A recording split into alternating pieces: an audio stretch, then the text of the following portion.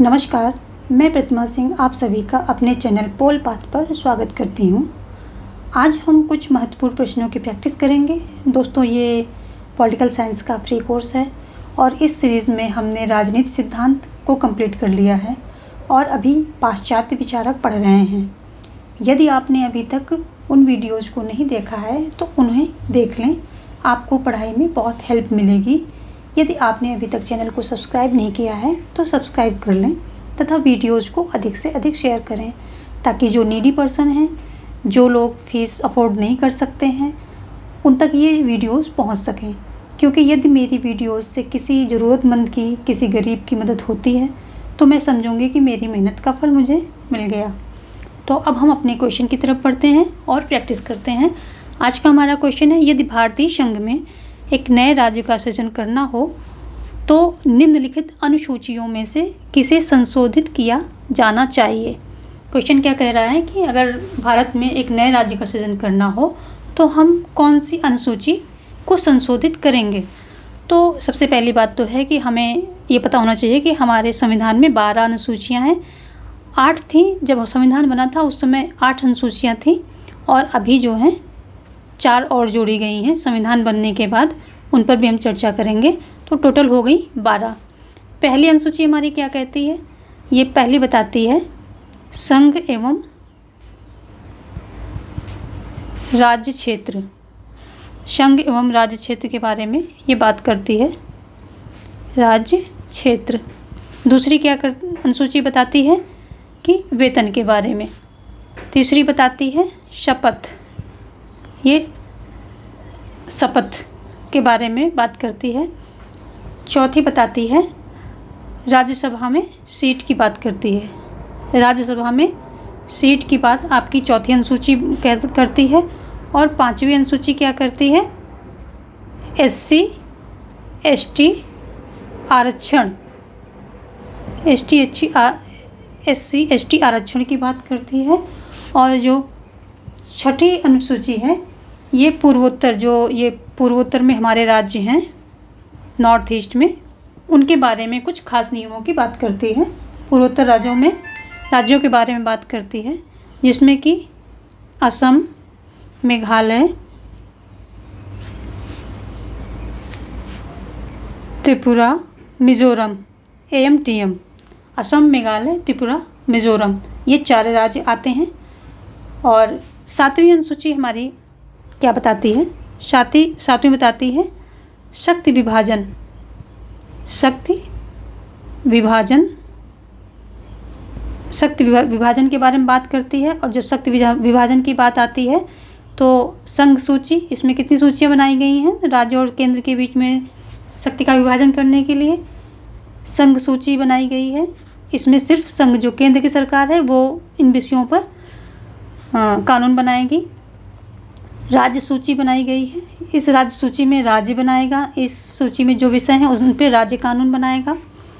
दूसरी समवर्ती सूची है, जो बहुत ही इम्पोर्टेंट वो हैं सब्जेक्ट्स हैं, वो समवर्ती में रखे गए, इन पे दोनों बना सकते हैं समवर्ती सूची, जैसे कि शिक्षा, स्वास्थ्य, इन पे दोनों बना सकते हैं।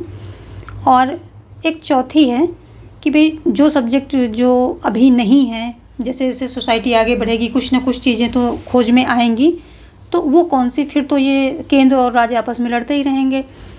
तो इसलिए एक अवशिष्ट सूची का उन्होंने निर्माण करके रखा हुआ था कि जो भी नए सब्जेक्ट आएंगे, जो भी नए विषय इवॉल्व होंगे, वो अवशिष्ट सूची में रख दिए जाएंगे। तो आपकी ये 4 अनुसूचियाँ हैं। संघ सूची पे केंद्र जो है बनाएगा कानून, राज्य सूची पे राज्य बनाएगा, समवर्ती पर दोनों बना सकते हैं। लेकिन अगर दोनों ने एक ही विषय पर कानून बना दिया और कॉन्फ्लिक्ट में आ गया कि दोनों आमने सामने आ गए, तो संघ का जो केंद्र के द्वारा कानून बनाया जाएगा वो मान्य होगा, ना कि राज्य का जो कानून होगा वो उस समय मान्य नहीं होगा। अगर एक ही सब्जेक्ट पर दोनों कानून बना देते हैं तो केंद्र का कानून मान्य हो जाता है। अवशिष्ट पर बचे हुए जो इन तीनों में सब्जेक्ट नहीं हैं वो अवशिष्ट सूची में आ जाएंगे। 8वां है आपका, 8वीं अनुसूची जो है वो है भाषा से संबंधित। इसमें भाषा है। पहले जो संविधान बना था तब 14 भाषाओं का इसमें रखा गया था, 14 भाषाओं को, और अभी 22 भाषाएं हैं टोटल। बाकी अभी ये नई जोड़ी गई हैं, तो ये 22 भाषाएं टोटल है। इसको हम देख लेते हैं एक छोटी सी ट्रिक से, कैसे ये जो अनुसूची कैसे लर्न करनी है। भाई सबसे पहले क्या होता है, हम अपने घर की व्यवस्था करते हैं। जैसे ही संघ एवं राज्य क्षेत्र हुआ तो समझ लो ये मेरा घर बन गया। घर के बाद हमने तुरंत वेतन की बात की। अब हम कह रहे हैं कि हमको वेतन दो, तभी हम शपथ लेकर के राज्यसभा में जाएंगे। तो जैसे ही राज्य एवं संघ एवं राज्य क्षेत्र की बात होती है, तुरंत भाई बाप बड़ा ना भैया, सबसे बड़ा रुपया। सबसे पहले क्या, वेतन, पैसों की बात आ जाती है। संघ एवं राज्य क्षेत्र निर्धारित होते ही सबसे पहले पैसे की बात आ जाती, क्योंकि पैसा सबसे बड़ा होता है। तो वेतन की बात आ गई। वेतन लेकर के ही भैया हम शपथ लेंगे, ठीक है। अब शपथ ले ली, शपथ लेके तब हम राज्यसभा में जाएंगे। अब जब राज्यसभा में सीटों की बात हुई तो ये SC ST खड़ा हो गया। ये क्या कहता है, 5वीं सूची ये खड़ा हो गया, कह रहा है कि हम तो दबे कुचले लोग हैं और इन बड़का लोग के बीच में हमारा तो नंबर पड़ने वाला नहीं कि हम राज्यसभा में पहुंच भी पाएंगे। इसलिए ऐसा करो कि हमारे लिए तो सीट ही रिजर्व कर दो, नहीं तो ये बड़का लोग हमारी सीट में जाके बैठेंगे, हम तो कभी बैठ ही नहीं पाएंगे। तो इनके लिए सीट आरक्षित हो गई राज्यसभा में और लोकसभा में, सब जगह पर। अब जो है, जो छठा है, क्या है अनुसूची, क्या है, पूर्वोत्तर राज्यों के बारे में इसमें बात की गई है। अब जब ST SC ने आरक्षण मांगा तो ये पूर्वोत्तर भी खड़ा हो गया, कह रहा है कि आरक्षण तो ठीक है, हमें तो चुपचाप आप जो है नियम ही अलग बना दो हमारे राज्यों के लिए, क्योंकि हम ठहरे जंगली, जंगलों में रहने वाले, और ये तुम्हारे सभ्य समाज के नियम हमारे जंगल में चलने वाले नहीं हैं, तो हमारे लिए कुछ नियम अलग से बना दो। पूर्वोत्तर राज्य ने ऐसा कह दिया। उसके बाद सातवां, ये सातवां है, सातवां से शक्ति, दोनों मिल रहे हैं, मैच खा रहे हैं, सातवां और शक्ति। तो सातवें में शक्ति विभाजन हो जाता है, जिसमें कि आपकी ये सूचियाँ आ जाती हैं, संघ सूची, राज्य सूची, समवर्ती सूची और शिष्ट सूची। और ऐसे ही फिर हो जाता है आठवां में भाषा, एक ही बचता है। सिर्फ जो आपकी 8 इंसर्ट की गई थी अनुसूचियाँ पहले संविधान बनने के समय रखी गई थी, वो 8 ही थी। तो और 8वें में आ जाती है भाषा, और इसमें है 14 भाषाएं पहले ऐड की गई थी, अभी और बढ़ा दी गई, टोटल 22 भाषाएं इसमें हैं। अब हम देख लेते हैं जो हमारी 4 अनुसूचियों नई को इंसर्ट किया गया संविधान में, तो इनको देख लेते हैं। हमारी जो 9वीं अनुसूची है, ये कौन सी है, 9वीं अनुसूची है हमारी। 9वीं अनुसूची क्या कहती है, 9वीं अनुसूची हमारी रिलेटेड है किससे, भूमि सुधार से। इसमें जब स्वतंत्रता के बाद भूमि सुधार हुआ था, यानी कि भूमि का आवंटन फिर से किया गया था, तो उससे रिलेटेड इसमें नियम है। और ये जो है पहला संशोधन था, जो संविधान का हमारा पहला संशोधन था, फर्स्ट संशोधन के द्वारा ये जो है जोड़ी गई थी, और ये संशोधन हुआ था 1951 में। हमारी 10वीं अनुसूची है, ये क्या है, दल बदल। ये दल बदल का जो है इसमें कानून के बारे में बात की गई है कि जो एक पार्टी से बंदा टिकट लेकर के अगर जीतता है तो फिर आगे जो जब तक सरकार होती है उसी पार्टी से में रहना होगा। ऐसा नहीं कि टिकट किसी और पार्टी से लिया और जीतने के बाद किसी और पार्टी में आप पैसे लेकर के या कुछ नेगोशिएट कर के आप दूसरी पार्टी में चले गए, ऐसा नहीं होगा। तो ये था कौन सा, ये 92वां संशोधन था, और ये होता कब है, ये सन 1985 में हुआ था। अब आगे जो था कौन सा है, ये 70, ये हमारी जो 11वीं अनुसूची है, ये जो 11वीं अनुसूची है ये किससे संबंधित है, ये हमारी पंचायती राज, जो गांव में पंचायतें होती हैं उनसे संबंधित है। और ये 73वें 73rd जो है संशोधन हुआ था, उसके द्वारा इसको जोड़ा गया था। ये संशोधन हुआ था 1992 में, और 1993 से ये इसको इन्फोर्स कर दिया गया था। हमारी 12वीं जो सूची है, अनुसूची है, ये नगर पालिकाओं से संबंधित है, नगर पालिकाएं जो हैं इसमें आती हैं, नगर पालिकाएँ आती हैं। और ये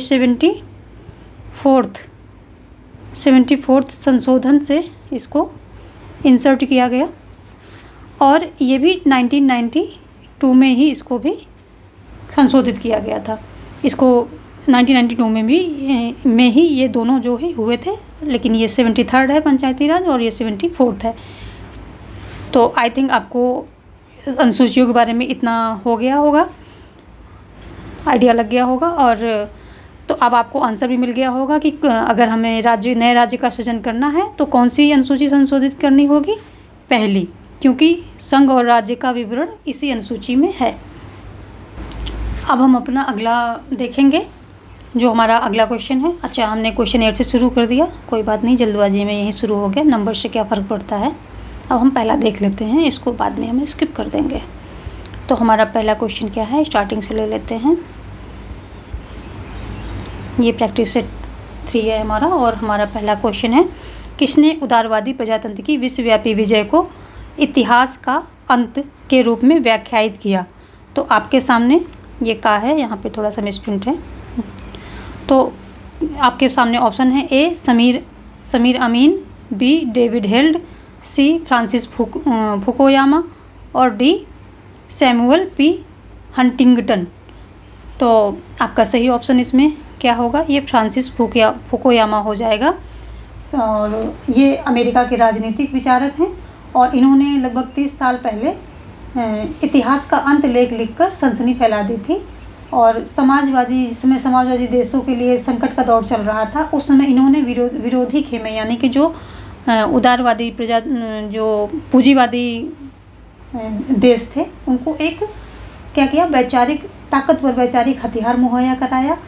और सोवियत संघ के पतन के साथ यह कहा जाने लगा कि अब पूंजीवाद ही एकमात्र सत्य है और दुनिया के किसी समाजवादी रूप की कल्पना निहायत मूर्खता है। तो इन्होंने ये लेख लिख के, इतिहास का अंत लेख लिख के कहा कि अब समाजवादी देशों का उनका कोई अस्तित्व नहीं है, और ना ही समाजवादी जो विचारधारा उसका कोई अस्तित्व नहीं है। जो कुछ है ये उदारवादी प्रजातंत्र है, यानी कि पूंजीवाद का ही सारा बोलबाला रहेगा। ऐसी लेख लिखकर, इतिहास का अंत लेख लिख कर के इन्होंने सनसनी फैला दी थी। किसने? फ्रांसिस फुकुयामा ने। अब हमारा दूसरा क्वेश्चन है, सूची 1 को सूची 2 से सुमेलित करें। ऑप्शन है आपके पास, मार्गेनथाउ व्यवस्था सिद्धांत, बर्नार्ड कोहन खेल सिद्धांत, मार्टिन कॉपलान निर्णय निर्माण उपागम, और इमाइलबर्ट यथार्थवादी संप्रदाय। तो आपको इनको सुमेलित करना है। तो देख लेते हैं, मार्गेनथाउ जो हैं वो यथार्थवादी हैं, यथार्थवादी संप्रदाय से ये जो हैं रिलेटेड हैं। और जो बर्नार्ड कोहन है ये निर्णय निर्माण उपागम से संबंधित हैं। जो मार्टिन कॉपलान है, ये मार्टिन कॉपलान किससे हैं? ये मार्टिन कॉपलान हो गए व्यवस्था सिद्धांत से, और इमाइलबर्ट हो गए खेल सिद्धांत से।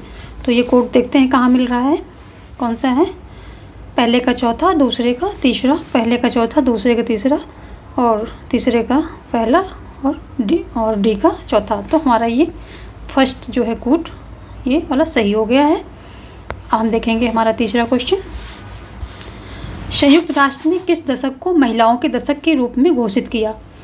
तो आपके सामने ऑप्शन है 1976 से 1985 तक, दूसरा ऑप्शन है बी 1986 से 1995 तक, तीसरा ऑप्शन है 1966 से 1975 तक, और ऑप्शन डी है जो आपके पास 1971 से 1980 तक।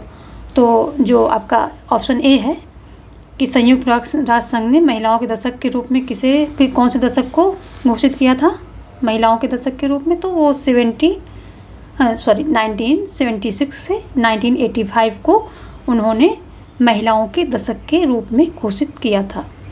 तो 1976 से 1985 यही महिलाओं का दशक घोषित किया गया था संयुक्त राष्ट्र संघ के द्वारा।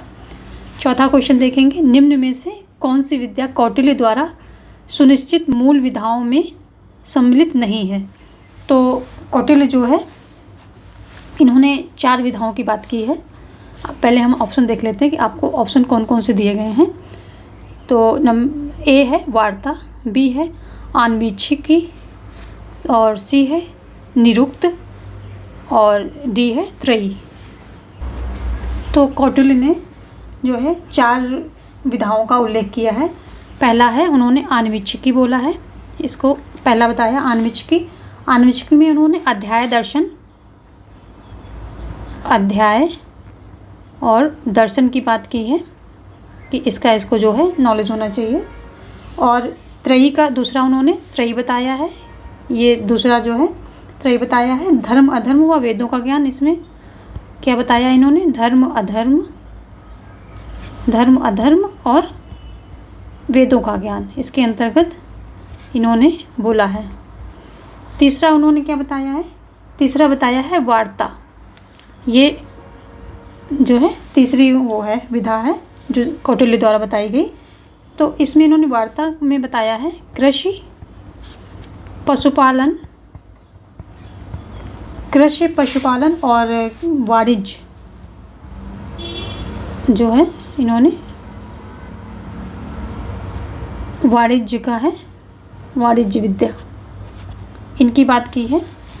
और चौथा इन्होंने बोला है, चौथा बताया है दंड नीति,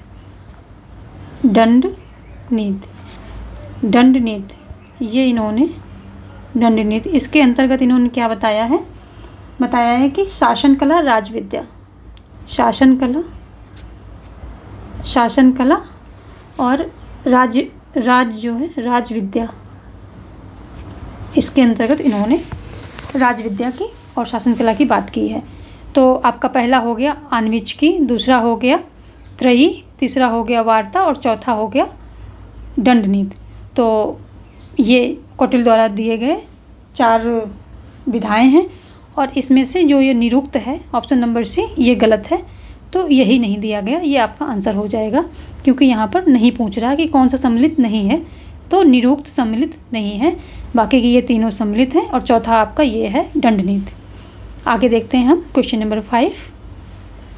निम्नलिखित में से कौन सा जोड़ा सही नहीं है, ये आपको बताना है। यहाँ पर आगे जो है विचारक दिए गए हैं और उनकी जो है बुक्स दी गई हैं। तो ये मोस्का द रूलिंग पार्टी, ये इनकी बुक है, रूलिंग पार्टी। पोरेटो का माइंड एंड सोसाइटी दिया गया है, और जो तीसरा है रॉबर्ट मिशेल्स का पॉलिटिकल पार्टीज़ दिया गया है। चौथा जो लिपसेट इनका वेल्थ ऑफ नेशन दिया गया है।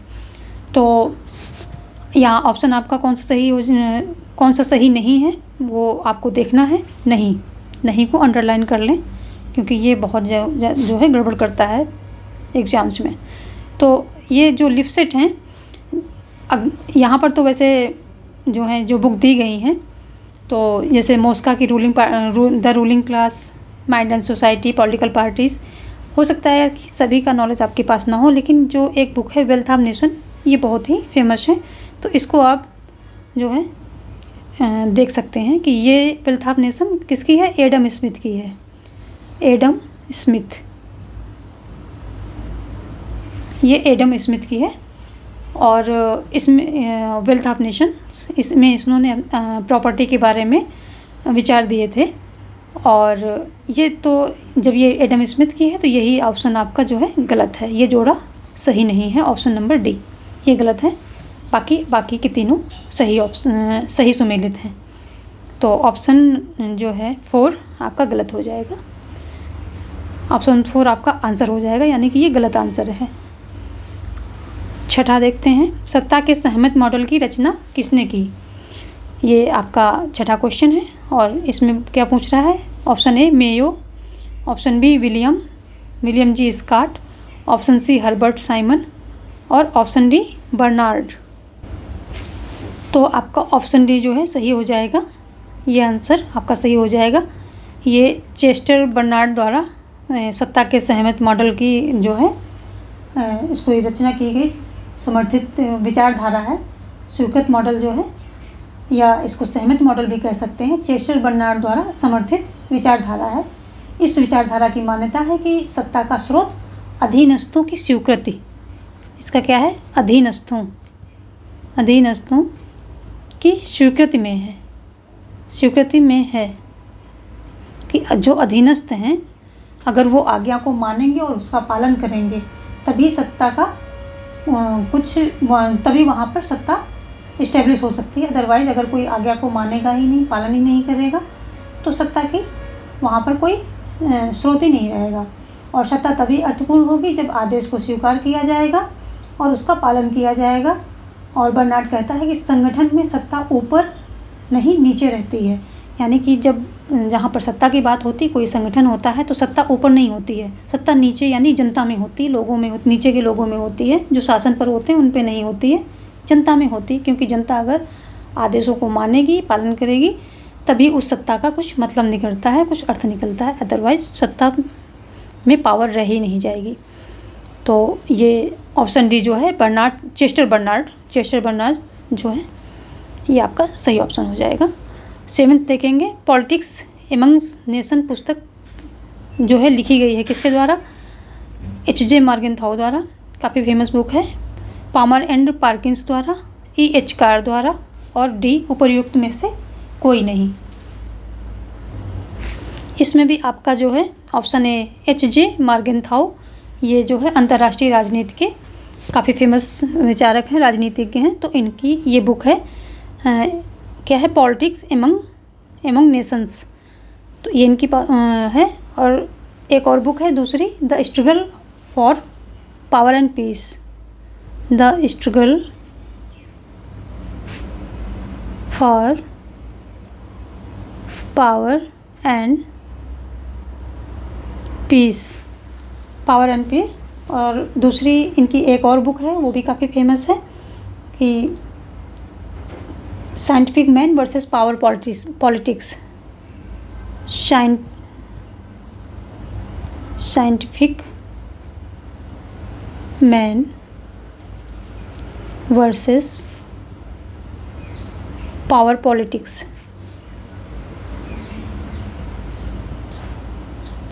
पॉलिटिक्स, एक और इनकी काफ़ी फेमस बुक है, वो भी देख लेते हैं, the purpose of American politics, the purpose of American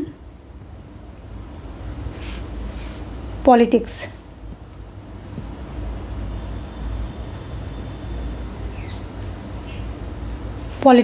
ये भी इनकी बुक है। और इन डिफेंस एक और है, in defence the national interest, 5वां है, in defence the national interest. ये इनकी जो है 5 बहुत ही फेमस बुक हैं, जिसमें कि सबसे ज़्यादा फेमस है पॉलिटिक्स एमंग नेशंस, ये इनकी काफ़ी फेमस बुक है। और H.J. मॉर्गेनथाउ द्वारा ये पुस्तक लिखी गई है, बल्कि ये सारी भी H.J. मॉर्गेनथाउ द्वारा लिखी गई हैं। ठीक है, 8वां क्वेश्चन हमने पहले ही देख लिया था, अब हम देखेंगे 9th क्वेश्चन। राज्य एक नैतिक संस्था है जो मनुष्य के पूर्ण नैतिक विकास के लिए आवश्यक है। इस कथन का संबंध किससे है? तो ऑप्शन आपके पास हैं, व्यक्तिवादियों से संबंध है इसका, या आदर्शवादियों से संबंध है, या अराजकतावादियों से संबंध है, ऑप्शन डी, और या ऑप्शन सी ए व्यक्तिवादियों से, बी आदर्शवादियों से, सी अराजकतावादियों से, और डी मार्क्सवादियों से। तो ये संबंध जो कथन किससे संबंधित है, तो सबसे पहले हम इनकी जो हैं इनकी विचारधाराएं देख लेते हैं, जो भी व्यक्तिवादी हैं, आदर्शवादी हैं। तो व्यक्तिवादी क्या कहता है, राज्य एक, ये इनका बहुत ही फेमस कथन है, राज्य एक आवश्यक बुराई है, ये इनका फेमस कथन है। ये कहते हैं, ये राज्य को आवश्यक तो मानते हैं, लेकिन कहते हैं कि रूल और ऑर्डर को, जो लॉ एंड ऑर्डर है वो राज्य ही मेंटेन करता है। लेकिन ये क्या होता है कि जैसे ही राज्य अस्तित्व में आता है तो लोगों की स्वतंत्रता बाधित होती है। तो आवश्यक है क्योंकि लॉ एंड ऑर्डर वो मेंटेन कर रहा है, और बुराई है क्योंकि वो मानव की स्वतंत्रता को बाधित कर रहा है। अब आदर्शवादी या समाजवादी क्या कहते हैं, राज्य एक आवश्यक, मेरी राइटिंग ख़राब है, आप लोग मैं जो बोल रही हूँ उसको नोट कर सकते हैं, उसे सुन करके। राज्य एक आवश्यक भलाई है, भलाई है। ये जो है समाजवादी या अराजक जो आदर्शवादी हैं, इनका मानना है कि राज्य आवश्यक है, राज्य के अंतर्गत ही जो लोगों का भला हो सकता है। और जो अराजकतावादी हैं, ये कहते हैं, ये राज्य को चाहते नहीं हैं कि राज्य हो, राज्य जैसी संस्था को नहीं होनी चाहिए, ऐसा मानते हैं। तो ये कहते हैं कि राज्य एक अनावश्यक, जिसकी आवश्यकता ही नहीं है, अनावश्यक बुराई है, अनावश्यक बुराई है। यानी कि ये ऐसी बुराई है कि जिसकी आवश्यकता नहीं है, फिर भी ये समाज में एग्जिस्ट कर रहा है, समाज में है। जबकि मार्क्सवादी क्या चाहते हैं कि राज्य होना ही नहीं चाहिए, ये तो राज्य को नेस्तनाबूद कर देना चाहते हैं। कि कहते हैं कि राज्य का अस्तित्व ही नहीं होना चाहिए, राज्य का अस्तित्व ये मिटा देना चाहते हैं, मिटा देना चाहते हैं, ये चाहते हैं। तो मार्क्सवादी जो है ऐसा चाहते हैं। आपका आंसर, आपको आई थिंक आपको इसका आंसर मिल गया होगा कि जो नैतिक संस्था है मनुष्य के पूर्ण नैतिक विकास के लिए आवश्यक है, ये आदर्शवादियों से संबंधित है। अब हम देखेंगे अपना 10वां क्वेश्चन। निम्न में से कौन शक्ति संतुलन स्थापित करने का साधन नहीं है? मैत्री संधियाँ एवं प्रतिमैत्री संधियाँ, शस्त्रीकरण एवं निशस्त्रीकरण, यहाँ पे करण होगा, शस्त्रीकरण एवं निशस्त्रीकरण। सी ऑप्शन है क्षतिपूर्ति और डी है अहस्तक्षेप। तो जो हमारा 18वीं और 19वीं शताब्दी है, ये शक्ति संतुलन का स्वर्णिम काल माना जाता है, क्योंकि इस समय जो है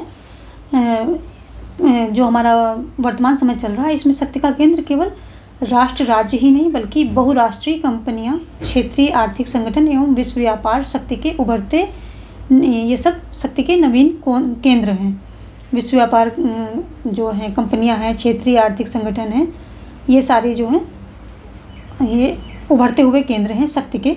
और शक्ति संतुलन की धारणा से यह प्रकट होता है कि शक्ति राजनीति, नैतिकता और अंतर्राष्ट्रीय विधि से नियंत्रित नहीं होती है, बल्कि राष्ट्रीय हितों और शक्ति से संचालित होती है। अतः शक्ति संतुलन स्थापित करने के निम्न साधन माने जाते हैं, जो कि हैं कि मैत्री संधियाँ एवं प्रतिमैत्री संधियाँ, शस्त्रीकरण एवं निशस्त्रीकरण और क्षतिपूर्ति। ये 3 जो हैं आपके साधन माने जाते हैं। मैत्री संधियाँ और प्रतिमैत्री संधियाँ मतलब इसमें संधियाँ होती रहती हैं, उन संधियों से एक देश है दूसरे देश को, मतलब दोनों देश आपस में शक्तियों को संतुलित बना करके रखते हैं और सहयोग के रूप में काम करते हैं संधियों के थ्रू। और जो इसके अंदर जो उनका एग्रीमेंट होता है वो उस अकॉर्डिंग करते हैं कि शक्ति संतुलित रहे। दूसरा है शस्त्रीकरण एवं निशस्त्रीकरण। इसमें क्या है कि शस्त्रीकरण या तो सभी देशों को शक्ति से संपन्न कर दो, यानी कि सभी देशों को जो शस्त्र जो हैं वो सभी के पास होने चाहिए। तो क्या होगा, एक दूसरे के डर से कि उसके पास भी भाई है, अगर हम किसी पे अटैक कर रहे हैं और उसके पास भी हमारे बराबर ही हथियार हैं, तो वो भी हमें डर होगा कि हम जो है वो भी हमारे ऊपर अटैक कर सकता है, उतनी हमारी भी क्षति कर सकता है, तो हम उस डर से नहीं करेंगे। लेकिन अगर सामने वाले के पास हथियार नहीं है या बहुत कम है, तो हम बिल्कुल 1 क्लिक में माइंड में बात आई और कर देंगे कि चलो ये तो कमज़ोर है, इसको दबाओ कुचलो। तो शस्त्रीकरण हो तो या तो सभी देशों के पास शस्त्रीकरण हो, शस्त्र हो, ताकि एक दूसरे पर कोई अटैक ना कर पाए। अगर नहीं तो फिर दूसरी बात आती है निशस्त्रीकरण। सभी देशों को निशस्त्रीकरण कर दिया जाए, यानी कि शस्त्र सभी देशों से जो है शस्त्र हटा दिए जाएं और वहाँ कम कर दिए जाएं, या तो बर्बाद कर दिए जाएं या फिर बहुत ही 0 मात्रा में रखे जाएं, कम कर दिए जाएं। तो भी जो है जब शस्त्र नहीं होंगे तो लड़ाई की और युद्ध की संभावनाएं कम रहेंगी और शक्ति संतुलन बना रहेगा देशों के बीच में। जो विश्व के विभिन्न देश हैं इनके बीच में शक्ति संतुलन बना रहेगा, या तो शस्त्र सबके पास हो या फिर किसी के पास ना हो। दूसरी क्षतिपूर्ति है। अगर किसी देश की जो है क्षतिपूर्ति मतलब क्षति हुई है किसी वजह से और उसकी पूर्ति कर दी जाए, तब भी शक्ति संतुलन स्थापित किया जा सकता है। और जो अहस्तक्षेप है ये इसका साधन नहीं है, क्योंकि इनमें ये कहा ही नहीं जाता है कि अहस्तक्षेप की नीति अपनाने को मना किया जाता है कि अगर आप किसी देश के साथ कुछ हो रहा है तो आप जो है हस्तक्षेप करके बिल्कुल ये जो है ऐसी नीति आपको नहीं अपनानी है कि आप उससे बिल्कुल अलग थलग बने रहो। ये नीति शक्ति संतुलन के अंतर्गत नहीं अपनानी होती है। तो आपका आंसर हो जाएगा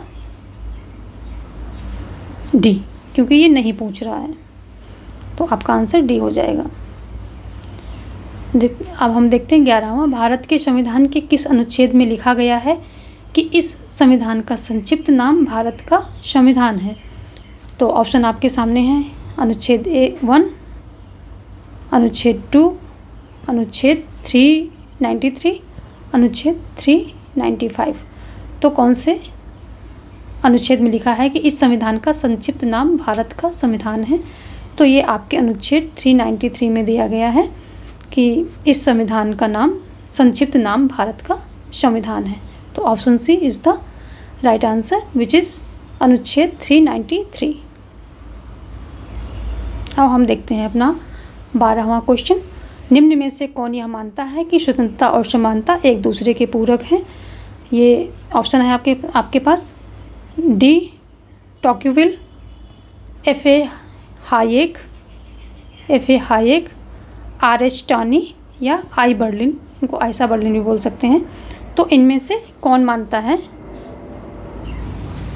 स्वतंत्रता और समानता एक दूसरे के पूरक हैं?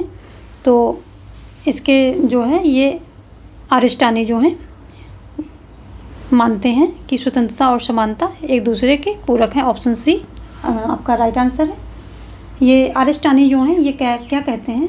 R.H. टानी कहते हैं कि स्वतंत्रता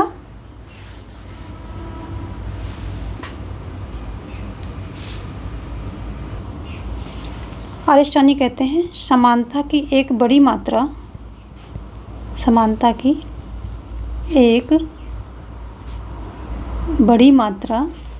स्वतंत्रता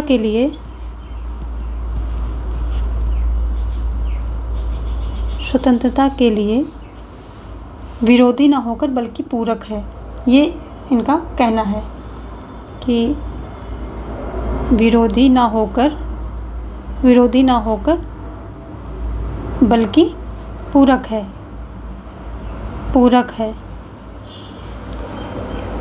इसकी पूरक है। ये R.H. टानी का कथन है। और जो डी टॉक्विले हैं ये स्वतंत्रता और समानता को एक दूसरे का पूरक नहीं मानते हैं। इनका कहना है कि लोकतंत्र का विस्तार स्वतंत्रता को जितना अधिक बढ़ावा देगा, लोकतंत्र का विस्तार स्वतंत्रता को जितना अधिक बढ़ावा देगा, जितना अधिक बढ़ावा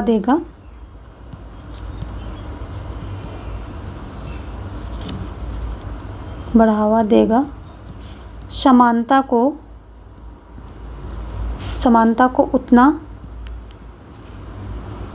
अधिक, समानता के लिए उतना अधिक खतरा पैदा होगा, अधिक खतरा पैदा करेगा।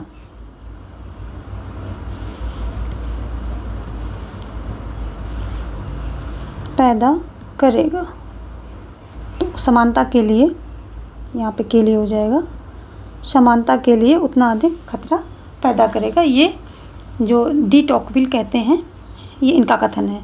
ये सभी कथन हैं, तो इनको थोड़ा सा ध्यान से रखिए पढ़िएगा।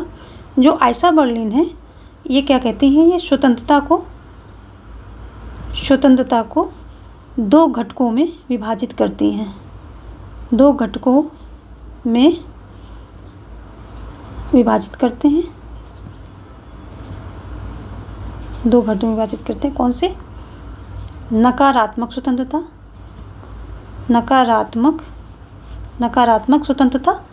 और दूसरा है सकारात्मक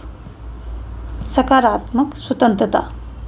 तो नकारात्मक स्वतंत्रता और सकारात्मक स्वतंत्रता को किसने विभाजित किया है? दो घटकों किसने किया है? स्वतंत्रता को दो घटकों में किसने विभाजित किया है? तो आइसा बर्लिन ने। कौन कौन से दो घटक हैं? नकारात्मक स्वतंत्रता और सकारात्मक स्वतंत्रता।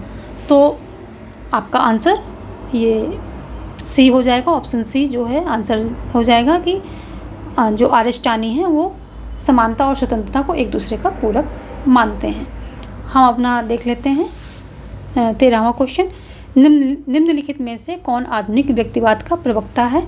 ऑप्शन ए है लास्की, बी है लीकॉक, सी है हॉब्स और डी है ग्राहम वॉलेस। तो ऑप्शन आपका डी सही हो जाएगा, ग्राहम वॉलेस। इनको आप ये आधुनिक व्यक्तिवाद के प्रमुख प्रवक्ता हैं या इनको आप प्रमुख समर्थक बोल सकते हैं, ग्राहम वॉलेस को। और जो हमारा आधुनिक ये व्यक्तिवाद है परंपरागत व्यक्तिवाद की अपेक्षा समुदायों व संस्थाओं को अधिक महत्व देता है और ये क्या करता है, राज्यों को अन्य संस्थाओं की भांति एक संस्था मानता है। और जो है ग्राहम वॉलेस इसके प्रवक्ता है या प्रमुख समर्थक बोल सकते हैं। ग्राहम वॉलेस जो है इनकी आधुनिक राजनीति सिद्धांत के उदय में आधुनिक राजनीतिक सिद्धांत के उदय में ग्राहम वॉलेस की पुस्तक कौन सी पुस्तक? Human nature in politics. इनकी कौन सी बुक है? Human nature in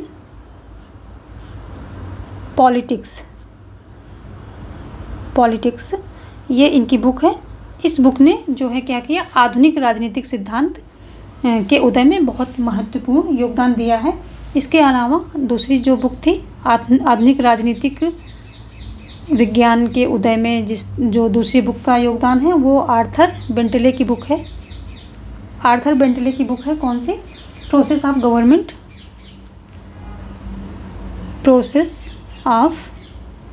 government. ये इनकी बुक है। इन्होंने भी बहुत जो है ज़्यादा योगदान दिया है। आर्थर बेंटले की बुक प्रोसेस ऑफ गवर्नमेंट ने, जो ग्राहम वॉलेस ने मनोविज्ञान की सहायता से मनुष्य के राजनीतिक व्यवहार को जानने का प्रयास किया, जबकि जो ये आर्थर महोदय थे, आर्थर बेंटले थे, इन्होंने समाज विज्ञान की प्रेरणा से इन्होंने समूह का अध्ययन किया। तो आर्थर ये भी अंतर है कि ये मनुष्य के नेचर का जो है इन्होंने अध्ययन किया है और इन्होंने मानव के समूह का, जो मानव एक समूह में रहता है उस समूह का इन्होंने अध्ययन किया है। और इन दोनों किताबों का आधुनिक राजनीतिक सिद्धांत के उदय में बहुत ही महत्वपूर्ण योगदान है। और अगर हम बात करते हैं हमारे आंसर की, तो answer D is a right answer. Option D right answer है। और हॉब्स क्या है? हॉब्स निरंकुश राजतंत्र, ये निरंकुश राजतंत्र के समर्थक हैं।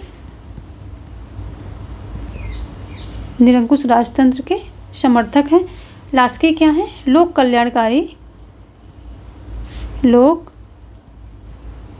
कल्याणकारी राज्य के प्रतिपादक इनको बोल सकते हैं।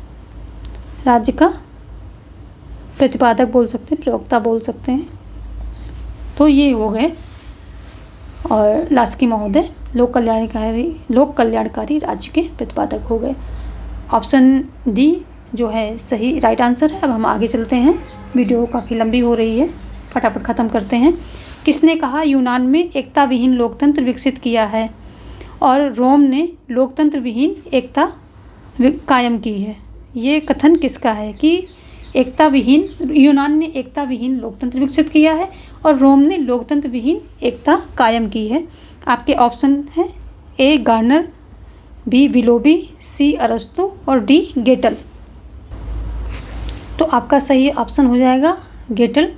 गेटल महोदय ने कहा है कि एकता विहीन लोकतंत्र विकसित किया है किसने? यूनान ने एकता विहीन लोकतंत्र विकसित किया है और रोम ने क्या किया है कि लोकतंत्र विहीन एकता कायम की है। अगर हम लोकतंत्र की अंग्रेजी देखते हैं तो ये किससे बना है? डेमोक्रेसी से बना है। ये यूनान का शब्द जो है डेमोक्रेसी जो है यूनान के शब्द डेमोस डेमोस प्लस क्रेशिया से बना है, प्लस क्रेशिया से बना है, जिसका अर्थ क्या होता है? जिसका अर्थ होता है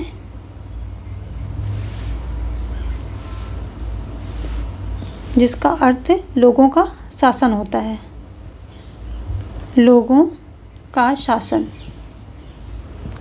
का शासन होता है।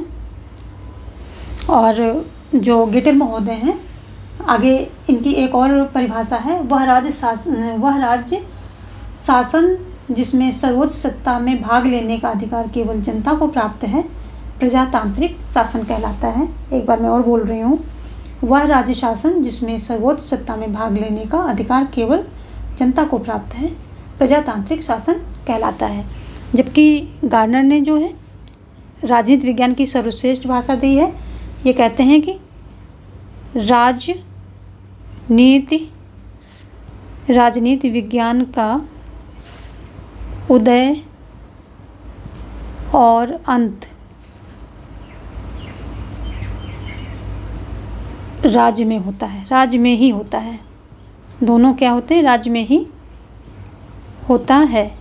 राजनीति विज्ञान का उदय भी और अंत भी दोनों राज्य में होता है। गार्नर महोदय की ये सर्वश्रेष्ठ परिभाषा है राजनीति विज्ञान के लिए। जबकि विलोबी का मानना है कि राजनीति शास्त्र में राज्य सरकार, विलोबी मानते हैं कि राजनीति शास्त्र में राज्य सरकार कानून की व्याख्या की जाती है। राज्य सरकार एवं कानून की व्याख्या की जाती है, ये जो है विलोबी महोदय मानते हैं। जबकि अरस्तु क्या कहते हैं? अरस्तु कहते हैं कि राज्य जो है, राज्य, यहाँ पे इसको देख लेते हैं, राज्य व्यक्ति से पूर्व है। ये इनका फेमस कथन है, राज्य व्यक्ति से पूर्व है, क्योंकि ये राज्य को क्या है, अंगी और अंग का मानते हैं, जो है अंगी और अंग का संबंध मानते हैं। तो अंगी क्या होता है? संपूर्ण होता है, संपूर्ण। और अंग जो होता है, अंग क्या होता है? अंश होता है। तो इन्होंने अंगी जो है राज्य को बताया है, और जो अंश है ये व्यक्ति को बताया है, अंश को व्यक्ति बताया है। और ये कहते हैं वैसे तो अंगों से ही मिलकर के अंगी बनता है, यानी कि संपूर्ण बनता है। फिर भी जो है अंगी यानी संपूर्ण की चर्चा पहले होती है और अंगों की बाद में होती है। इसी प्रकार राज्य की चर्चा पहले होगी और व्यक्ति की बाद में होगी। और इसी से इनका ये कथन भी रिलेटेड है कि राज्य व्यक्ति से पूर्व है। तो आई थिंक आपको ये भी कॉन्सेप्ट समझ में आ गया हो। और वीडियोस काफ़ी लंबी हो रही है अब ये, पर ठीक है, कोई नहीं, आपका कॉन्सेप्ट क्लियर होना चाहिए। बाकी तो और हम देखते हैं फटाफट अपना 15 क्वेश्चन। जयप्रकाश नारायण किस अवधारणा के प्रतिपादक थे? तो क्वेश्चन कह रहा है ये किस अवधारणा के प्रतिपादक थे। ऑप्शन है आपके पास सांस्कृतिक क्रांति, संपूर्ण क्रांति, चतुर्स्तंभी राज्य और उपर्युक्त में से कोई नहीं। तो आपको पता होना चाहिए कि जो है जयप्रकाश नारायण ने जो है, इन्होंने समग्र क्रांति क्या किया था? इन्होंने समग्र क्रांति का घोषणा कर दी थी। कहाँ से? पटना के गांधी मैदान से। और ये घोषणा की कब थी? 5 जून 1974 में इन्होंने क्या किया था?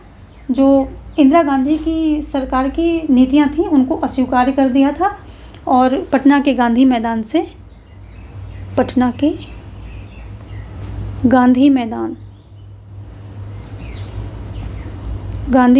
इन्होंने समग्र क्रांति की घोषणा कर दी थी। और इन्होंने क्या कहा था कि समग्र क्रांति के में व्यक्ति और समाज दोनों में सर्वाधिक परिवर्तन लाने का लक्ष्य होगा। इन्होंने क्या कहा था कि जो ये समग्र क्रांति है इसमें क्या होगा? व्यक्ति एवं समाज, दोनों में क्या लाना था? परिवर्तन, सर्वाधिक परिवर्तन, बहुत ज़्यादा परिवर्तन लाने का इन्होंने बात कही थी। और इन्होंने 7 आयामों को सम्मिलित किया था। इन्होंने अपने कितने आयामों को सम्मिलित किया था इस समग्र क्रांति में? तो 7 आयाम को सम्मिलित किया था। देख लेते हैं। पहला, राजनीतिक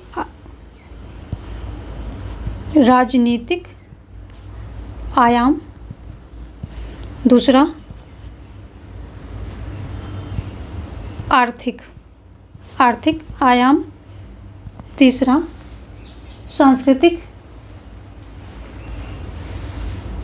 जो है, राजनीतिक क्रांति, आर्थिक क्रांति और सामाजिक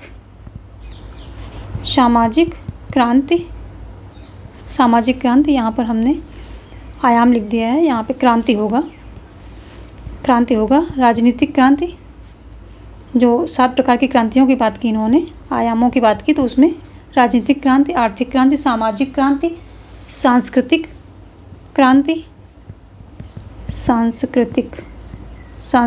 क्रांति और 5वां क्या है इनका?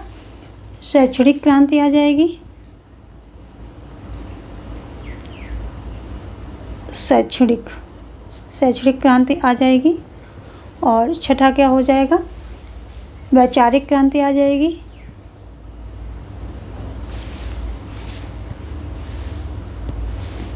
वैचारिक